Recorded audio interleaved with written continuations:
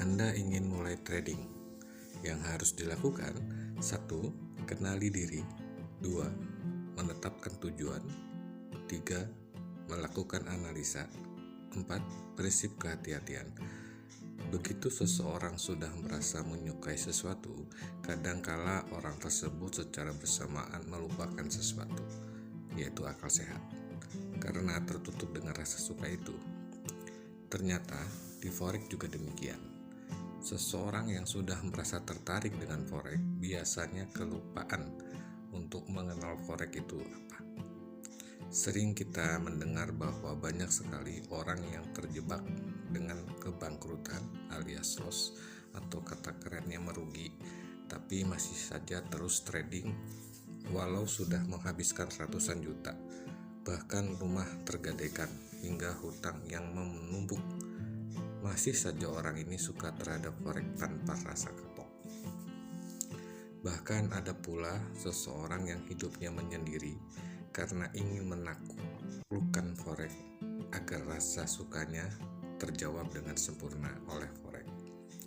Dan masih banyak lagi cerita yang menggambarkan betapa kejamnya forex itu.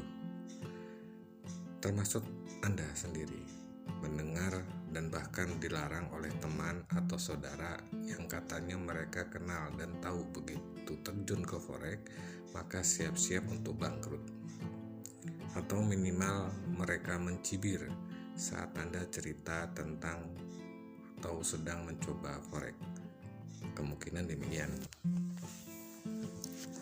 Namun ada juga cerita yang menakjubkan bagi mereka yang sudah sukses di forex dan terlihat perbedaan cerita tentang forex.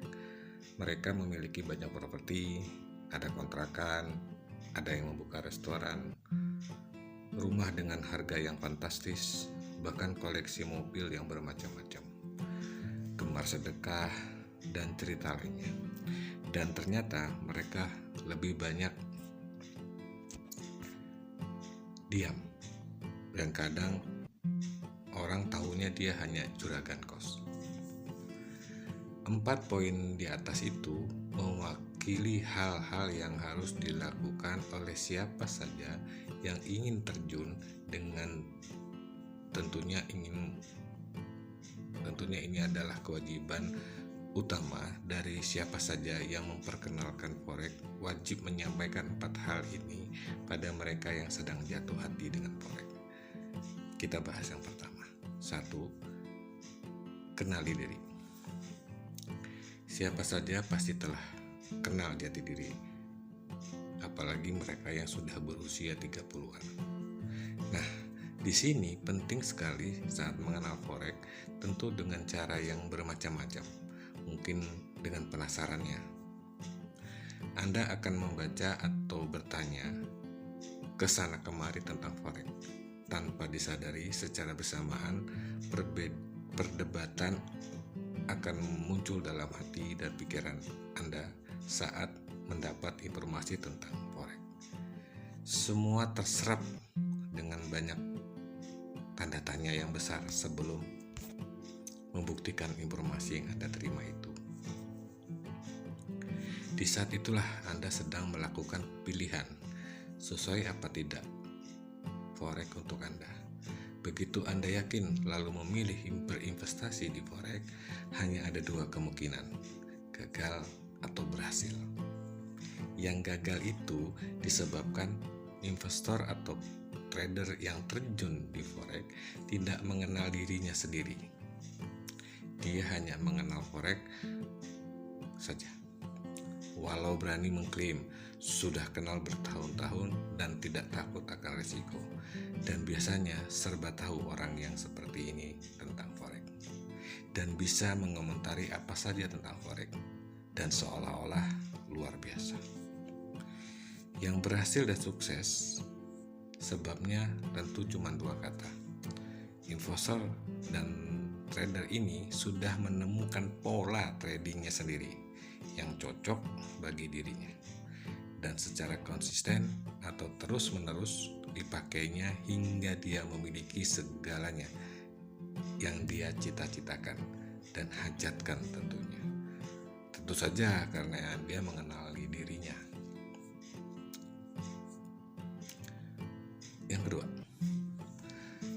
menetapkan tujuan.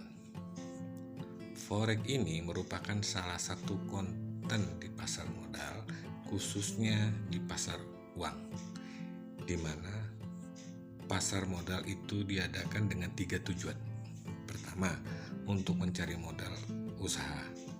Kedua, untuk memperkuat modal. Dan ketiga, spekulan. Dari sini seharusnya siapa saja yang ingin terjun sebagai investor atau trader forex sudah bisa menetapkan tujuannya untuk apa mendalami forex. Mari kita bahas. Tujuan pertama pasar modal adalah mencari modal. Biasanya pebisnis akan ikut IPO dalam memulai pencarian modal dengan membuka listing pertama di bursa. Dari sini investor akan mendapat modal dari pembeli saham yang pertama mereka tawarkan. Tujuan kedua, penguatan modal dengan cara membuat bagus kinerja perusahaan sehingga saham menjadi naik. Yang ketiga, tujuannya untuk spekulan. Ini disebabkan kebutuhan yang cepat dari buyer atau seller dalam menjalankan bisnis mereka. Maka adanya sistem trading berbasis margin memungkinkan spekulan untuk melakukan transaksi. Maka sebagai calon investor atau trader, tetapkan tujuan. Ingin sekedar isi waktu luang atau benar-benar menjadi pebisnis. Nah, yang ketiga, melakukan analisa. Terlalu seringnya kita mendengar tentang forex, baik yang negatif atau yang positif. Ada baiknya lakukanlah analisa sebab dan akibat dari informasi yang sering kita dengar di awal kita akan terjun di forex. Cerita tentang seseorang yang gagal. Cari tahulah dengan bijak sebab kegagalan mereka dan tentu jadikan catatan. Juga sebaliknya, mereka yang berhasil bahkan sukses, apa kiat-kiatnya? Sehingga menjadikan forex sebagai pekerjaan dan income utama. Bila sudah benar-benar menganalisa akan semua atau sebagian saja, maka putuskanlah apa ingin benar terjun di forex. Jangan sampai menyesal kemudian. Karena itu forex itu beresiko tinggi. Yang keempat adalah prinsip kehati-hatian. Karena adanya unsur keuntungan dalam trading, maka banyak investor asing dan lokal yang membuka perusahaan broker di Indonesia dengan harapan mendapat keuntungan dari trader yang mereka ciptakan melakukan transaksi di broker mereka sendiri. Maksudnya gini, menciptakan di sini adalah broker selalu membutuhkan marketing untuk mencari klien atau nasabah untuk memarginkan dananya atau deposit di broker mereka. Dan marketing inilah yang biasanya akan melakukan analisa dan memberi saran pada klien untuk open transaksi. Apabila emang benar marketing ini diedukasi oleh broker tentang bagaimana trading, tentu sangat bagus. Sayangnya, tidak ada satu broker pun yang melakukan edukasi pada klien atau nasabah mereka. Bahkan pada marketing mereka pun tidak akan diedukasi tentang trading yang benar. Mereka biasanya memfokuskan pada titik mencari klien atau nasabah yang sekiranya mampu deposit di broker mereka. Bagi para broker yang penting adalah deposit, maka bisnis jalan antara marketing dan broker. Ini sebabnya sangat sederhana, karena marketing dan nasabah tidak mendapat edukasi. Maka deposit yang mereka tradingkan melalui broker ini bisa loss, dan lossnya tentu menjadi milik broker. Bisa dibayangkan bila satu marketing mendapat 4 klien dengan nilai 100 juta satu klien. Artinya deposit 400 juta. Dengan tanpa edukasi dan pelatihan dan langsung dengan dana senilai itu cenderung loss sangat tinggi. Tentu broker memilih tidak mendidik marketing mereka untuk jadi trader. Namun, apabila ada broker yang berani melatih marketingnya menjadi trader, bila bisa mengelola dana klien dengan baik, maka siap-siaplah broker untuk membayar profit yang bisa jadi senilai deposit awal dari klien, yaitu 100 juta.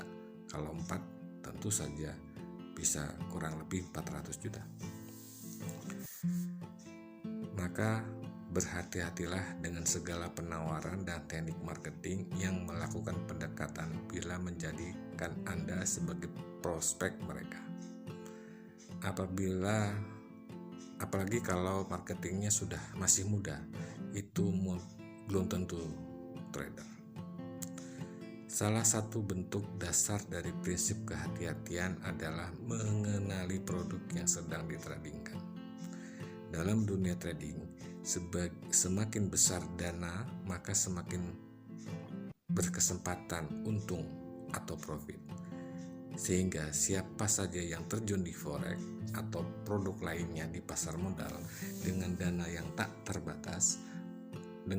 terbatas maksud saya, maka bisa dipastikan akan mudah bertemu dengan kerugian atau loss. Selain dana yang dianggap terbatas, sebelum terjun ke forex atau pasar modal, pastikan dana yang digunakan adalah dana dingin. Tidak terpenuhi saja unsur dana dingin, maka jangan sekali-kali gunakan dana itu untuk trading forex.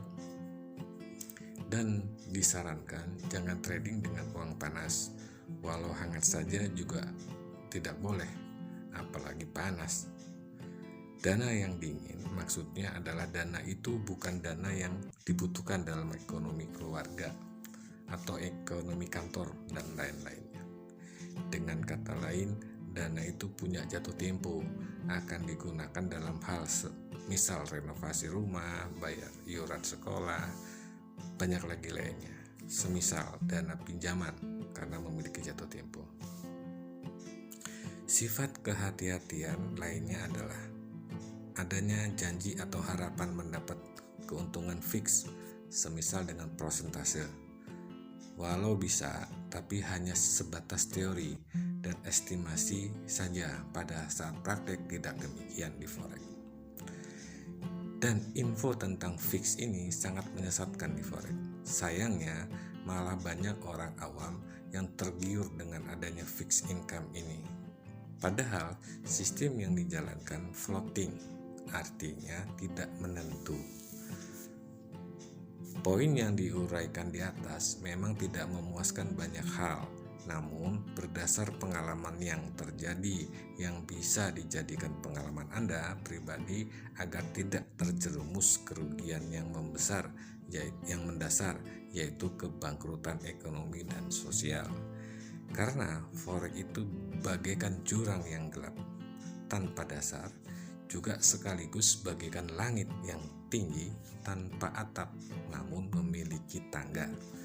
Ibaratnya sebuah tangga pasti ada ukurannya. Nah, disinilah kearifan seorang trader diperlukan.